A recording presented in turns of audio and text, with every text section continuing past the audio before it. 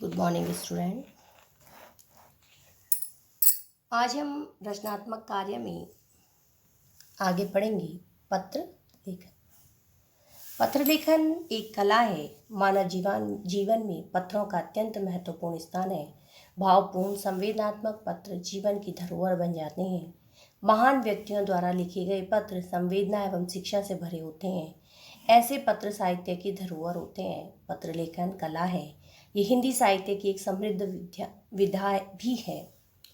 दैनिक जीवन में पत्रों का महत्वपूर्ण अत्यंत विस्तृत हो गया है। आज मानव के कार्य, व्यापार तथा संबंध अत्यंत विस्तृत हो चुके हैं। मानव का व्यक्तिगत रूप से प्रत्येक स्थान पर प्रत्येक छोटे बड़े कार्य के लिए उपस्थित होना असंभव है। ऐसी स्थिति में पत्र ही व्यक्ति के विचारों के वाहक होते हैं। अब पत्र देखिए, पहले कैसे होते थे कि लिफाफे होते थे, ठीक, अंतर्देशियां होती थी, पोस्ट कार्ड होते थे, जिसमें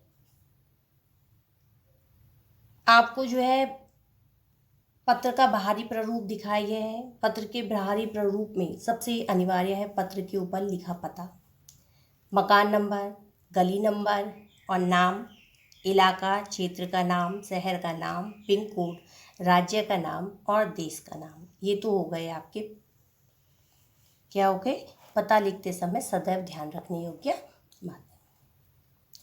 अब आता है आपका पत्रों के प्रकार।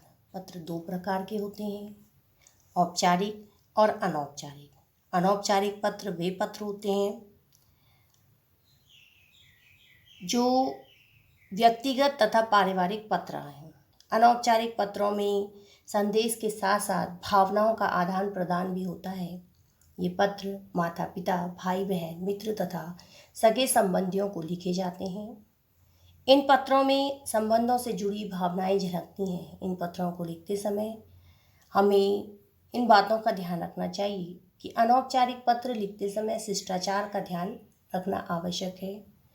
पत्र बड़ों को लिखे तो अभिवादन तथा छोटों को लिखे तो प्रेम एवं आशीष अवश्य लिखें। पत्रों में संबंधित भावनाएं दिखनी चाहिए। पत्र की भाषा दैनिक जीवन की भावपूर्ण भाषा होनी चाहिए। कठिन शब्दों के प्रयोग से बचना चाहिए। पत्रों को अनावश्यक विस्तार नहीं देना चाहिए, यानी कि उसमें फालतू की बातें नहीं लिखनी चाहिए। पत्र में आप शब्दों के प्रयोग से बचना चाहिए।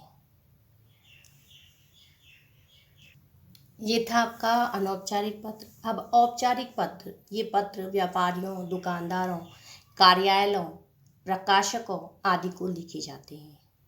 इनसे हमारा निजी संबंध नहीं होता है। इन पत्रों में शिकायत पत्र, प्रार्थना पत्र आदि बातें होती हैं। व्यवसाय से संबंधित बातें भी इनमें होती हैं। इन पत्रों में भाषा का अत्यंत ध्यान रखा जाता है तथा पत्र का विस्तार भी अधिक नहीं होता। जैसे आप अपने प्रधानाचार्य को पत्र लिखते हैं, आपने 2 दिन के अवकाश के लिए पत्र लिखा। सबसे पहले एड्रेस डाला, दिनांक डाला, विषय डाला, उसके बाद लिखा कि महोदय, मैं आपके विद्यालय की कक्षा 8वीं की छात्रा हूँ। मेरा बोर्नविटा की प्रश्नोत्तरी में चयन हुआ है। इसकी अगली प्रतियोगिता दिल्ली में होगी, या फिर आपने जो भी जगह डाली, इस प्रतियोगिता में भाग लेने के लिए मुझे दिल्ली जाना होगा। मेरा आपसे अनुरोध है कि आप मुझे 2 दिन, ठीक है, अब 2 दिन, जिस दिन आपने ये पत्र लिखा है उसके 2 दिन डालिए का अवकाश प्रदान करें। ठीक, आपकी अति कृपा होगी। धन्यवाद। आपका आज्ञाकारिणी शिष्य, ठीक, जो आपका नाम होगा, कक्षा होगी और अनुक्रमांक जो आपका रोल नंबर। धन्यवाद।